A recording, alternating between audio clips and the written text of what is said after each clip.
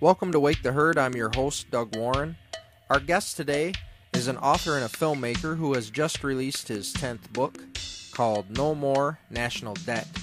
It is a book that lays out a message of hope supported by centuries of evidence, a sweeping account that shows that nations don't have to borrow their money into existence, but instead can create their money without debt. No More National Debt shows that throughout history, every time this monetary system has been employed, prosperity follows. Creating a nation's money without debt is, in his mind, the most important power of a sovereign nation. Welcome to the program, Mr. Bill Still. Thanks for joining us. Well, thank you very much. It's a pleasure to be on with you. Wanted to begin by asking you about your new book about No More National Debt. The book is called No More National Debt. Tell us about the book. Well, basically, it's the same basic theory that my 1996 film, The Money Masters, was. And incidentally, The Money Masters, I just found out a few months ago, is now the 15th most watched film on the Internet of all time. That includes all films, both documentary and drama. And it's also the same basic theory that I present in my latest documentary, which is called The Secret of Oz. It's essentially that money should be created in the public interest, which is what most people think happens, but which is actually not the case. All of our money, except for coins, is created as an interest-bearing debt by commercial banks. It's not even correct to say the Federal Reserve creates money. All of our money is created by banks, and that's got to change. Yeah, and it's interesting, and you run into this. This has been your life's work. When I try to explain to people what you've just described, and point them to the Money Masters and the Secret of Oz, which I think the Secret of Oz, as I told you earlier today in our conversation, I just think it's an absolutely magnificent documentary, and it really explains things.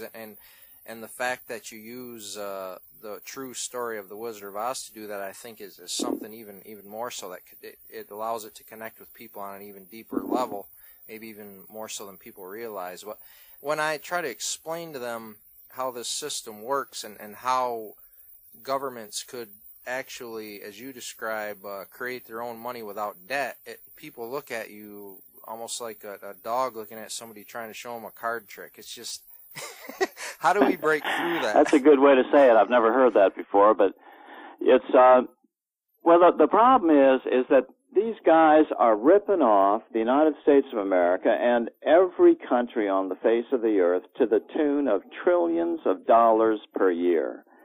And so it is definitely in their interest to keep people confused with the notion that really the way we're going to fix this is by stimulus, then combined with austerity, and even the head of the House, the Republican head of the House Budget Committee, his name for some reason escapes me right this minute, but he even put up a nice little YouTube announcing his budget proposal where he says, you know, what we need to do is just cut so much spending by Congress so that we can pay down the national debt. And whenever you hear that every day on TV, you hear a politician say that, and it just is, it's not the case. It can't be done under the current condition. I mean, Clinton paid down the national debt a little bit. President Jackson paid off the national debt, but that was quite a while ago. Times have changed right now, because since all of our money is created out of this debt, if we were to eliminate some of the debt, we'd be actually eliminating some of our money. And as you know, just like everybody out there in the listening audience, the effect of taking, let's say, a 10% pay cut in your pay in these times would not be pretty. And if you take a 10% pay cut in the national money supply, it would be devastating. Yeah, now is certainly not the time to be cutting. And the things that they're trying to cut, especially, I think you're referring to Representative Ryan, is that correct? Yeah, Paul Ryan. Yeah, The name Paul escaped Ryan. me for Right. a No, minute that's there. fine. I had to think about it for a second myself. Well, here in Michigan, I'm sure you're well aware, the new governor here, he touted himself as one tough nerd, and I mean, quite frankly, his policies are a lot like Representative Ryan's, and it's just austerity is not the way to tackle this at all. Can you explain how nations can create their own money without debt? Well, it's something that's popped up throughout history at different times, and it's immediately attacked by the large commercial bankers because it's basically cutting into this sweet deal that they have when they get a monopoly over the creation of a national money by convincing nations that they have to borrow from bankers. Sovereign nations do not have to borrow. It is the most important power of a sovereign nation to be able to create their own money supply without debt. And that's why if you go out on the street and ask the average person, who creates the money? They'll kind of look at you because they'll sense it's a trick question. But if you get right down to it, they'll say, well, the government creates the money. And they say that, although it's not true, but they say it because they know intuitively that it should be the government creating the money without debt equally for all of its citizens. If you put it that way to anybody, they'd say, yeah, that sounds right, because it is right. And, you know, it crops up from time to time throughout history.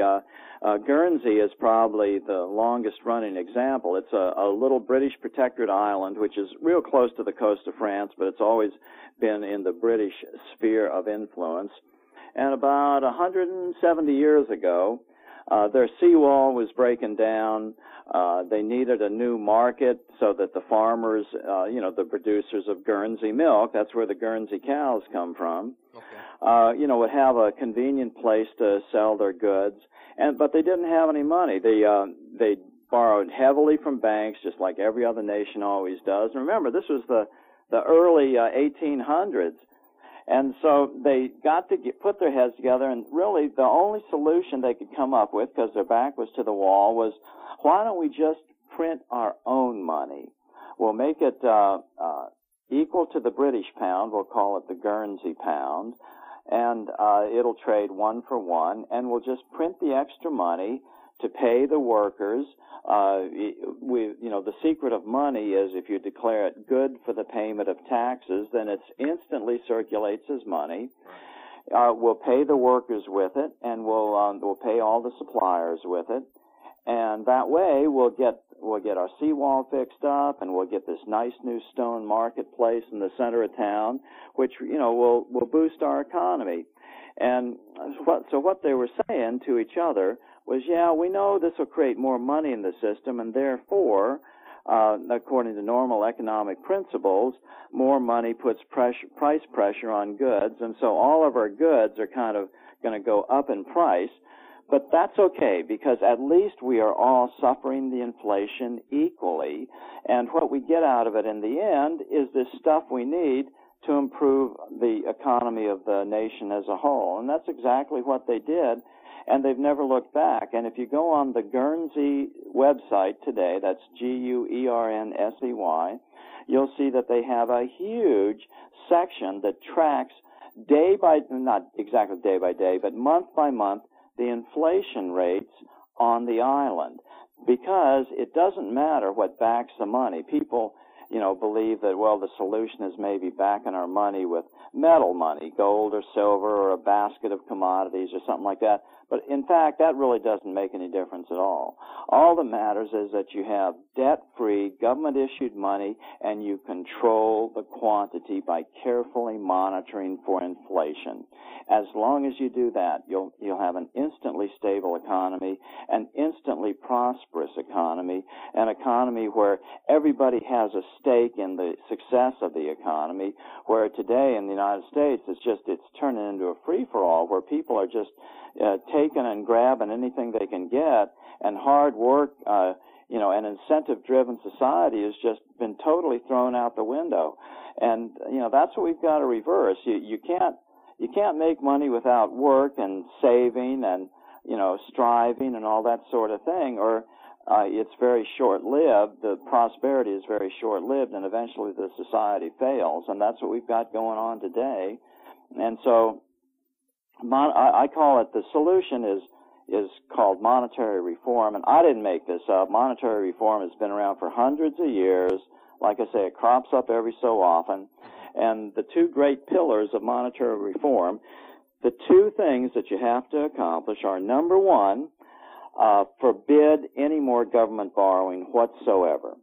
You just create the new money called U.S. notes, and as the debt comes due, because the debt is in the form of treasury bonds that come due every so often, as the debt comes due, you just pay it off with the new money, U.S. notes or their electronic equivalents, or instead of Federal Reserve notes, and then you forbid government borrowing altogether. So that's the first thing that you have to do. The second thing that you have to do is you eliminate the ability of banks to lend money they don't have.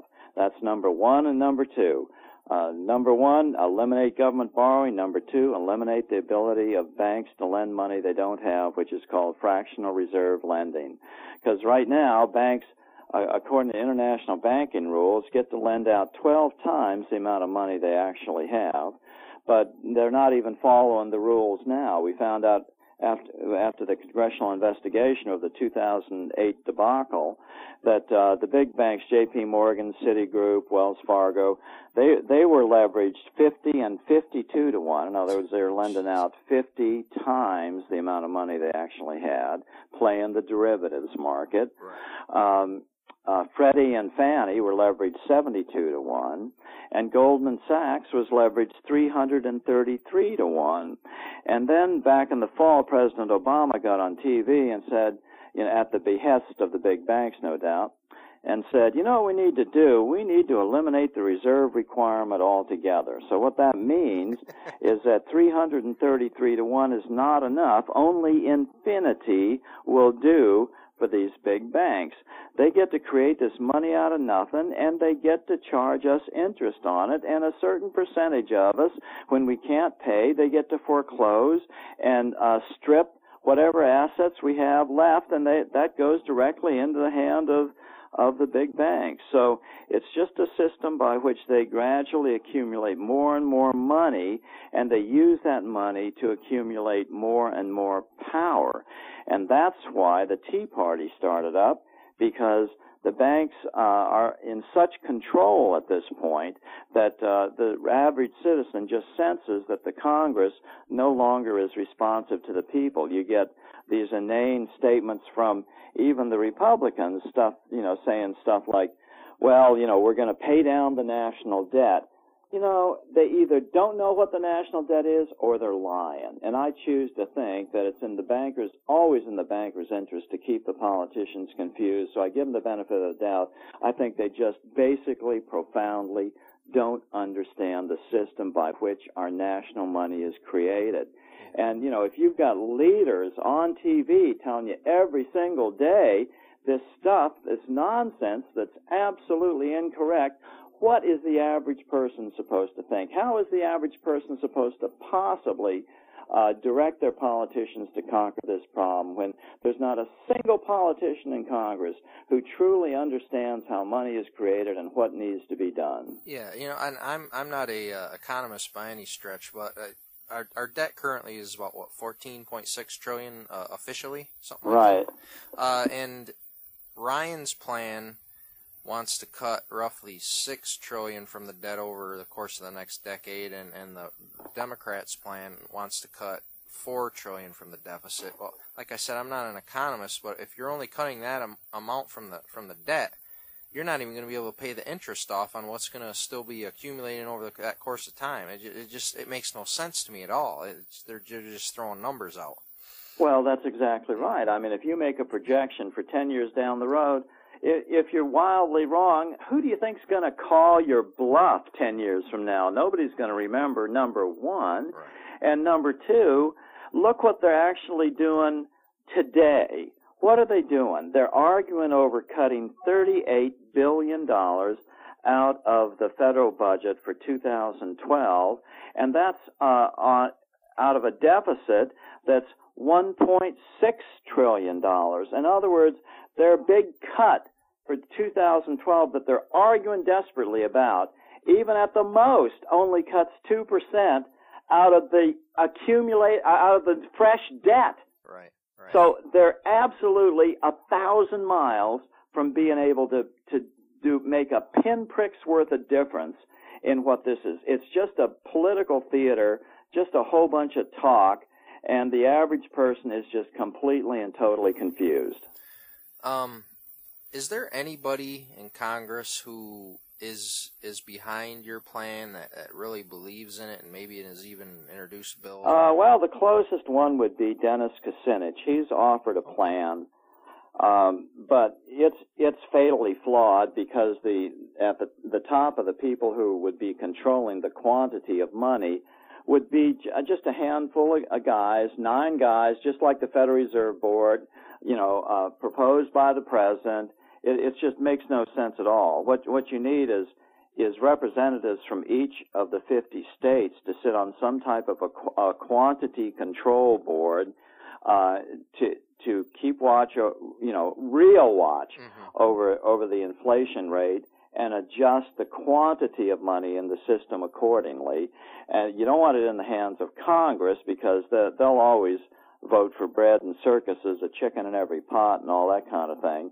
So you divide the monetary roll up. You make Congress decides what the inflation target should be in my system, which will be between 2 and 3% per year.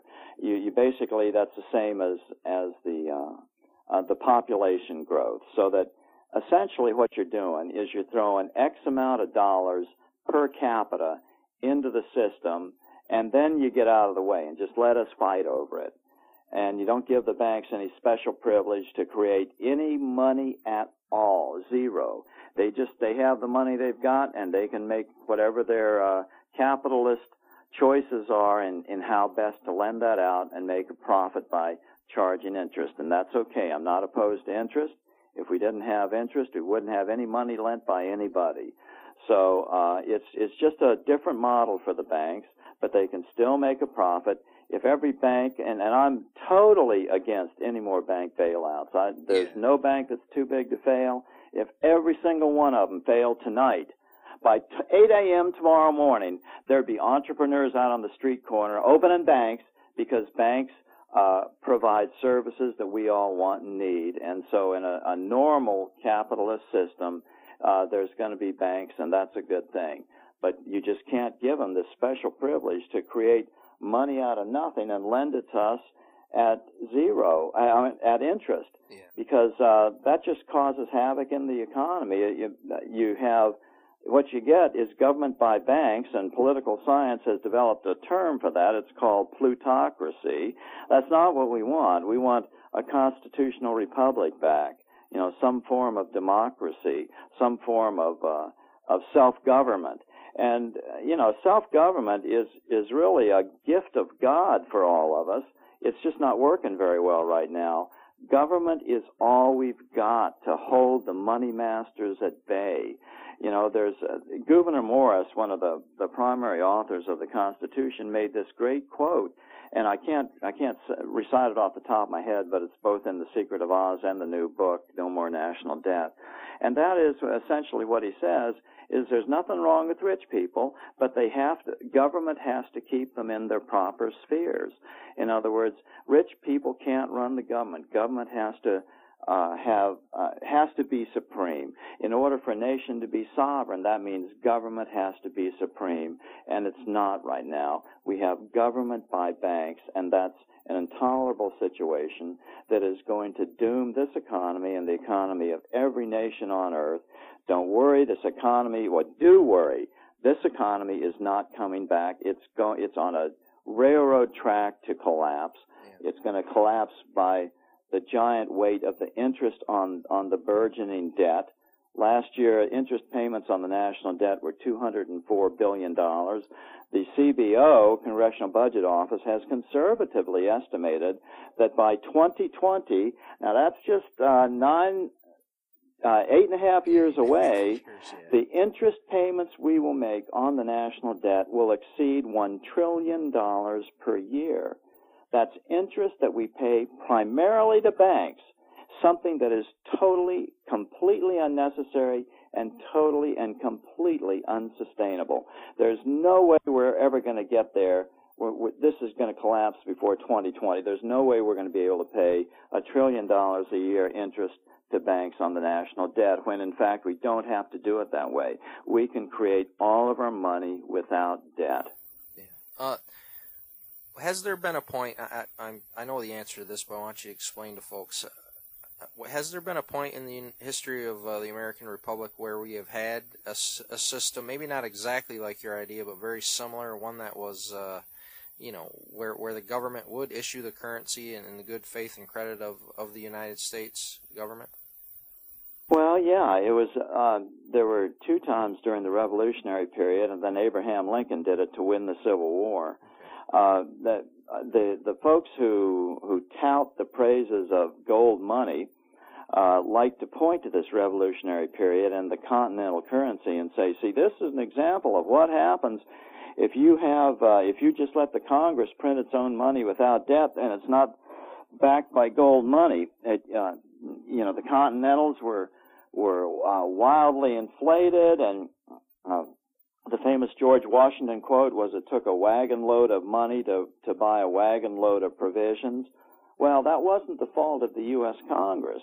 That was the fault of the fact that the British were perpetrating financial warfare. They parked 2 British counterfeiting ships in Boston Harbor and counterfeited the continental currency, the American currency, literally by the baleful. And this is completely and fully documented by a recent Harvard study. There's a Harvard professor of economic history that went into complete depth looking at this question because he'd heard about it, and he was unsure about the documentation. He went into it in complete depth, and there's just tons and tons of quotes about how the British were counterfeiting the money, and they had special agents going around sowing the money throughout the colonies and all this sort of thing. So once again, it doesn't matter what backs your money. That's not the key question. Mm-hmm. The key question is who controls its quantity.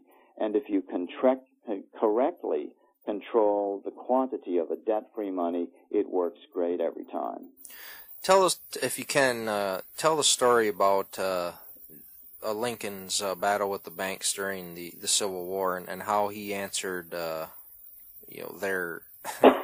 their really kind of extortion, to put it mildly, what they tried to do to the Union to put us in debt during that time, and how he fought them off.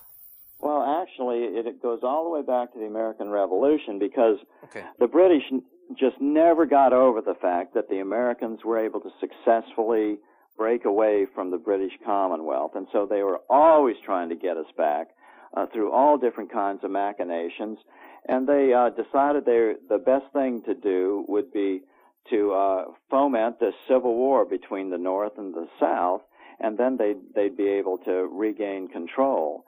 And so Lincoln saw this coming, so he needed money to try to rein the South in, to perpetrate the war. So he went to New York to ask the New York bankers for loans. And they offered him loans at 36% interest. Well, of course, Lincoln knew darn good and well that would bankrupt him in no time at all. So he went back to Washington, and fortunately he had an old economist whose name slips my mind right now, but it's in the book, and he knew the secret of money. And so he told Lincoln, look, this is what you do. All you've got to do, instead of issuing those colorful green pieces of paper called money that have banknotes on them, you issue green pieces of paper. Well, they weren't green then, but Lincoln made them green. They were called greenbacks, with a red seal on them, and called them U.S. notes. And these would be issued without debt, and you could issue as much as you wanted to, as long as you just understood that was going to create inflation if you issued too much. So, jump up to today's time, and you know, with all of these horrible things going on in the economy, and trust me, by the end of this year, this country is going to look completely different from what it is right now. We're going to see another great crash in the value of real estate because the option ARMs, the adjustable rate mortgages, are starting to come due. They're all a huge percentage of them are going to reset this year, and that peaks in September, and so it'll be pretty much over by the end of the year, and it's just going to be real estate devastation. You know, more foreclosures, more writing off. But it's going to be horrible. And you know, it seems to me a very small price to pay that if, you know, all we have to do is elect a representative from each of the 50 states who is sworn to be an honest, legitimate inflation hawk.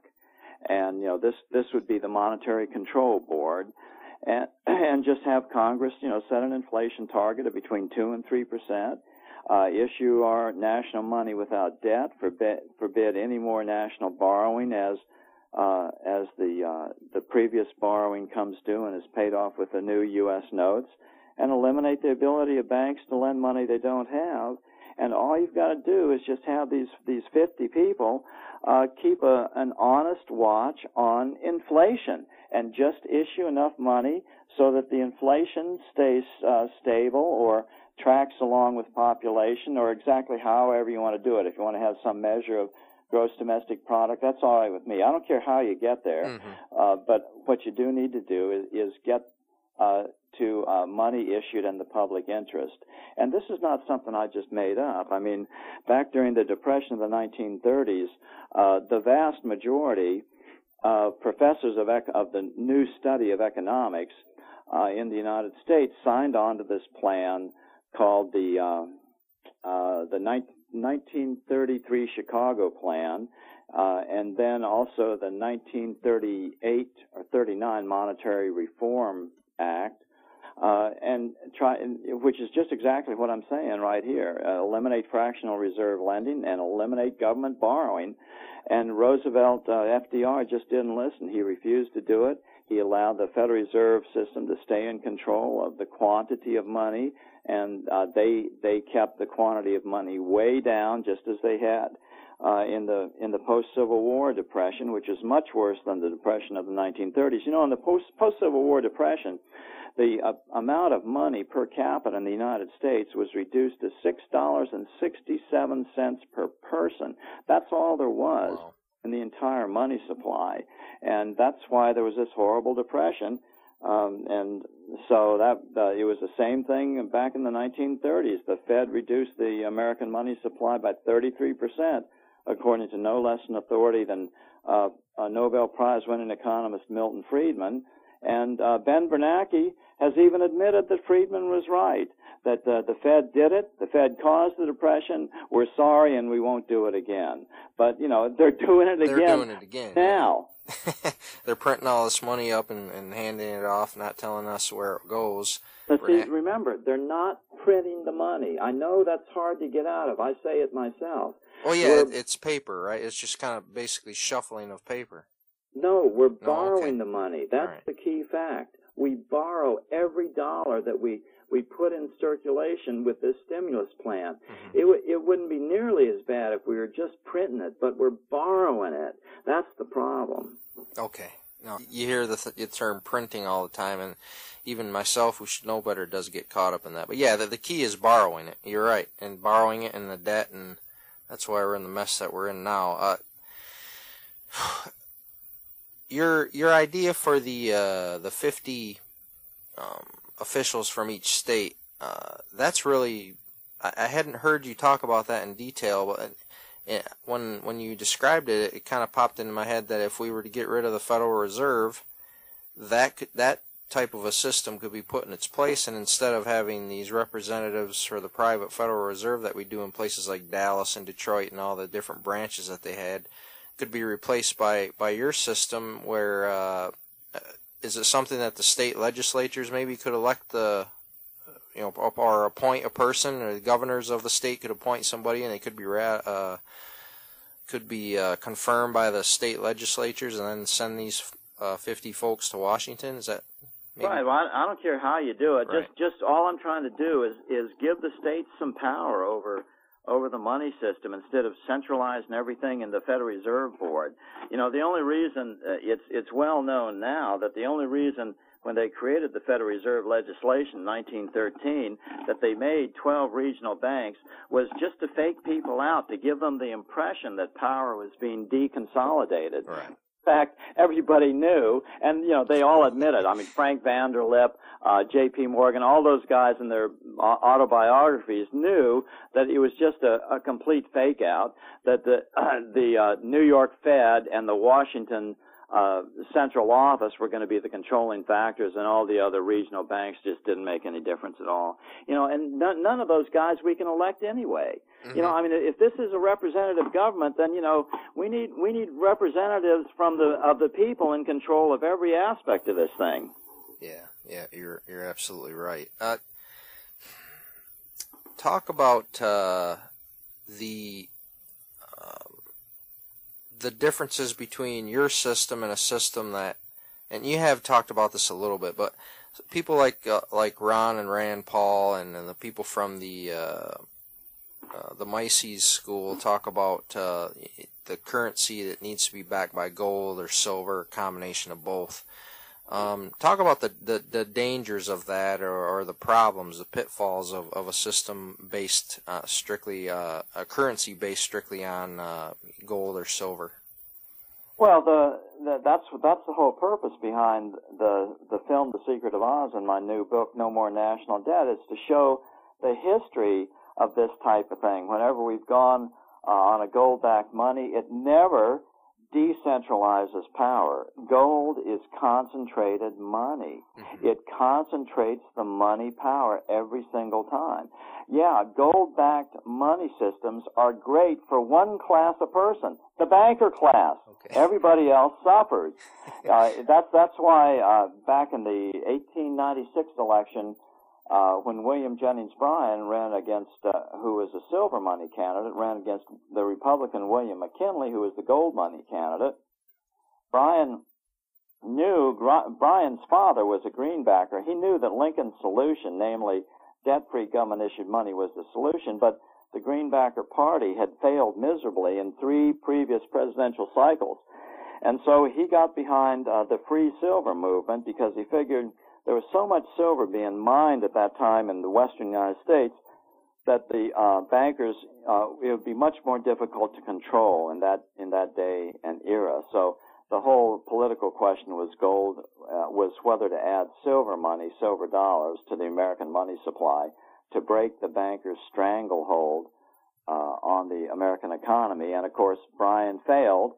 And so then the bankers went on and instituted the Federal Reserve Act, and so now we've got that system. You know, and gold has never worked. That's the bottom line. We were on a gold-backed money during the Great Depression of the 1930s. That didn't do us any good at all. The bankers could still see. Once again, it's not what backs your money; it's who controls the quantity. If you've got a gold money system and the bankers own all the gold, then they can just refuse to lend the gold out, taking it out of the economy.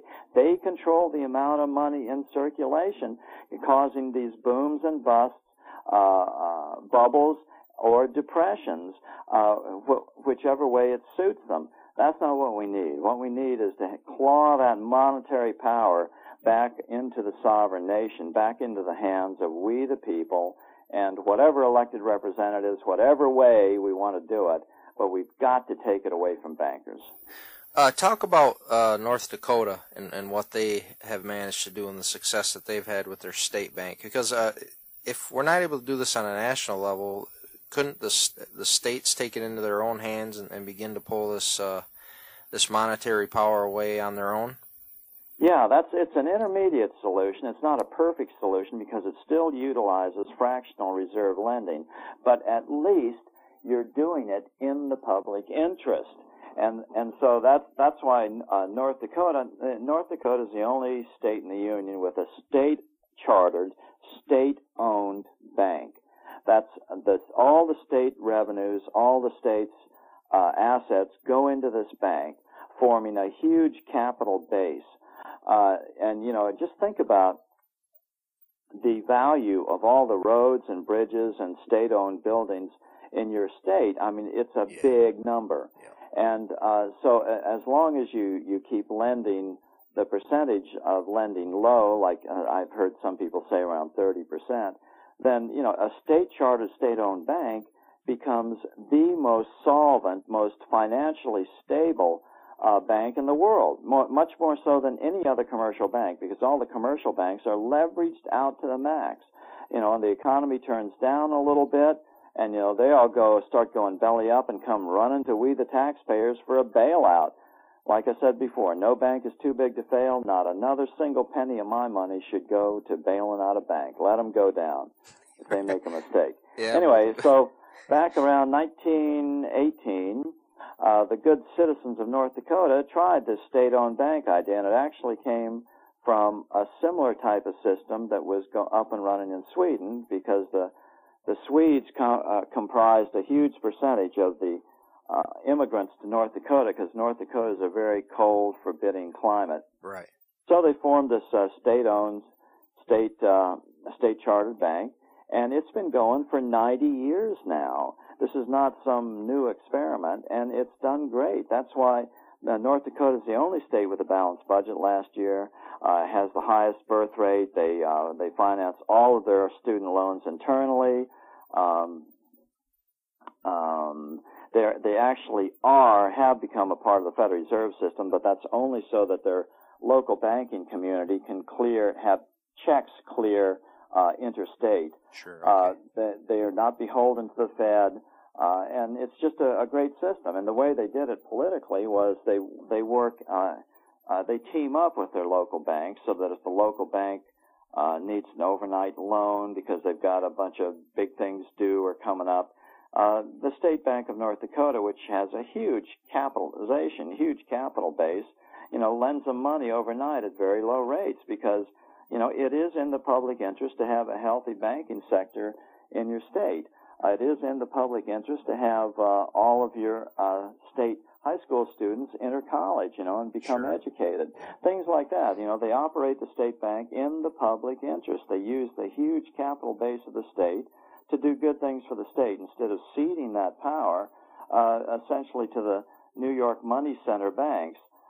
So the result is, where all of these states have huge interest payments on debt, primarily bonded indebtedness. You know, every time your state wants to build a large bridge or a huge section of road, they never have, you know, the cash money to pay for it. They have to go to New York, you know, and basically take out a loan called a bond, which is a long-term loan that the states take out, and they pay huge amounts of interest on it. It's been estimated that a huge bonded project it costs 50% more than if they were just able to pay for it out of state revenues. And so all that money, that tax money goes towards interest on these bonds, you know, siphons up to the big New York money center banks instead of staying in the state. States don't have to float bonds in New York anymore if they have a state chartered bank. They don't have to pay that interest.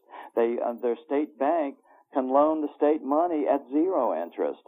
And it's just a great system, and every state, and until we fix this at the federal level, should get on the bandwagon for a state-owned, state-chartered bank like the Bank of North Dakota. And I've got all the links to it in the book, so people can go to there's a special foundation set up on the West Coast to help legislators, be a resource for state legislators, and all other kinds of good links. The state-chartered bank movement is very robust at this point. It's easy to get involved, get your state involved.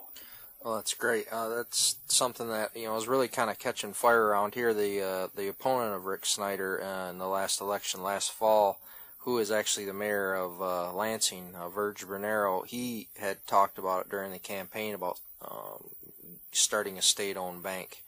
You know, but after 8 years of the previous Democratic governor, people weren't really interested in hearing anything from a new Democratic candidate. So we're getting what we got now, and like I said earlier in the conversation, he and Walker, Representative Walker from Wisconsin, are like two peas in a pod, and that's bad news for our states on both sides of Lake Michigan here. I wanted to ask you, because I didn't see anything on your website. Do you do public appearances? I'm assuming that you do. I don't know, maybe if you do them semi-regularly or anything like that. Is there anywhere you're going to be appearing here in the next few months that you have scheduled that you wanted to share with us? Or?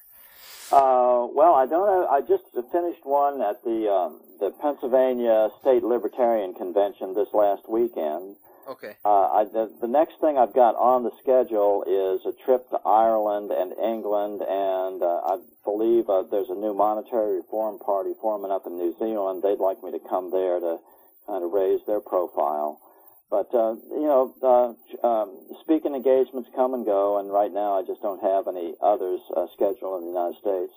Okay. How long have you been fighting this battle? I know the Money Masters came out in 1996. I'm assuming that you were waging this so to speak war long before then.